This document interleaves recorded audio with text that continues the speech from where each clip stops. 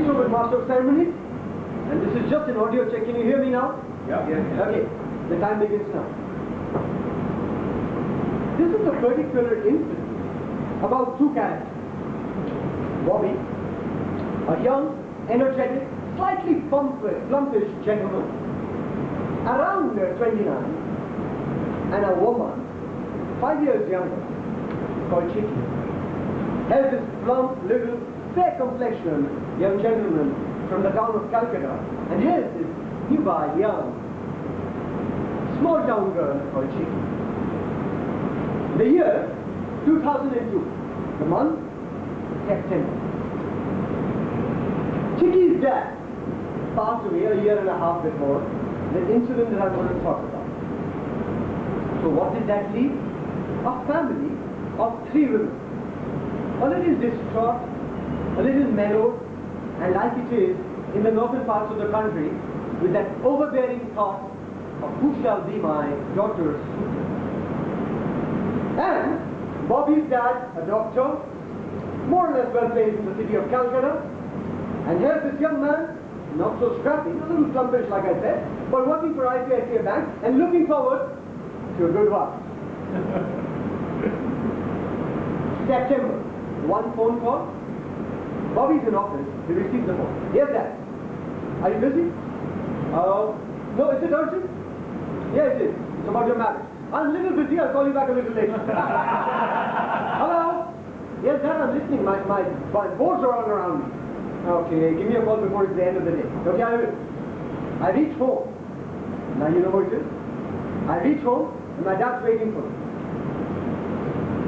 It's been a long time and we have been contemplating a lot of things and you have been having a good time. But now it's time to settle down. I said, of course, I'm willing to settle down. I found a girl. So we found a girl too. I said, look, Dad, what do you want?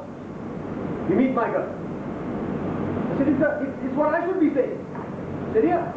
Now I'm saying it because I'm the dad. I have the onus and the prerogative. You follow me.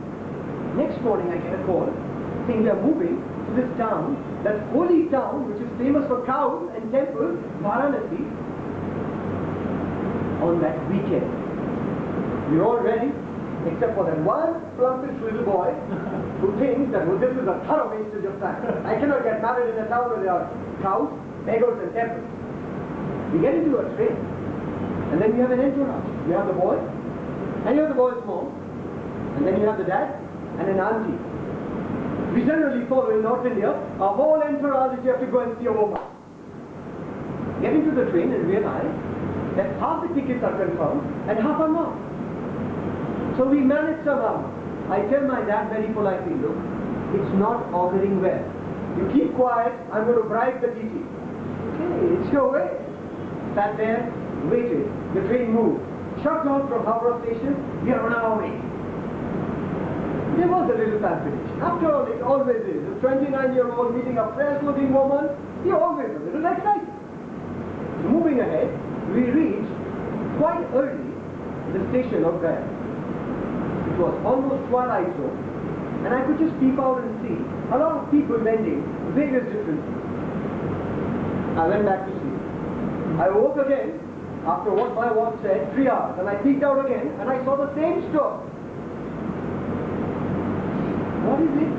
Am I there? I did not tell anybody a word. I walked out and peeked out from the compartment, and it was still Gaya. 3 hours. Well, that is only the first part of this 3-pronged cinema show. At Gaya, we stood for 4 hours because we were informed that the Rajdhani which was going before the Punjab mail had hit the Ganges. 2002, an incident where 4 bogies of the Rajdhani sunk. Sad. Everybody in the compartment had a lot of turmoil. Oh, are we going to cross the same bridge? Is it going to happen to us too? I kept on thinking, and in the middle of all that, go out and get some food. Dad, the Rajdhani sunk. We are alive.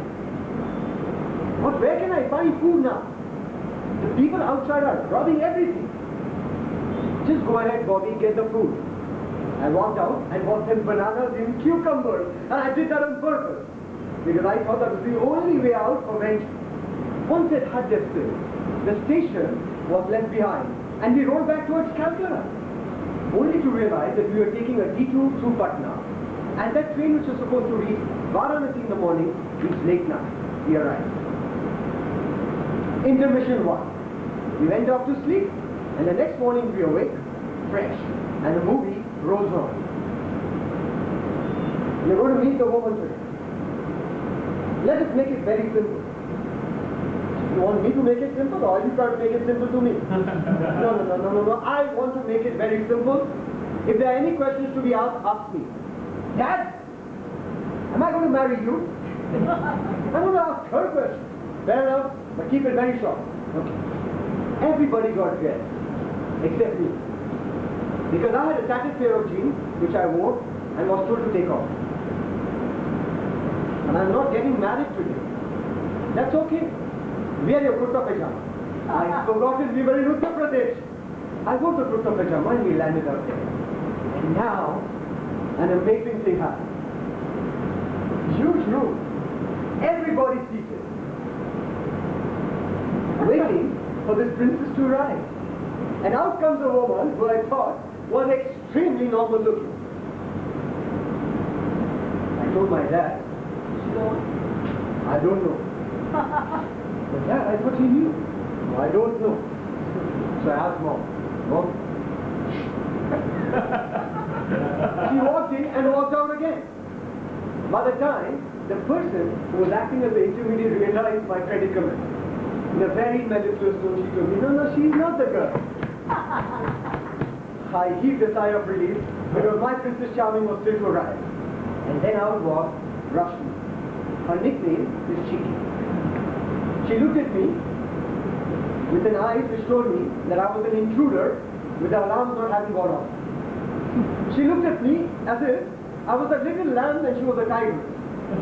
She looked at me and made me feel like an unwanted little beggar in the town of Varanasi. She settled down and so did I. After this, we were immediately huddled together.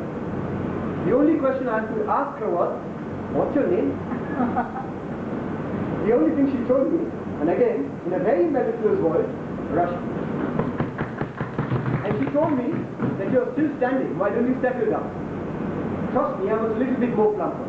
I settled down and sunk into the sofa and overturned.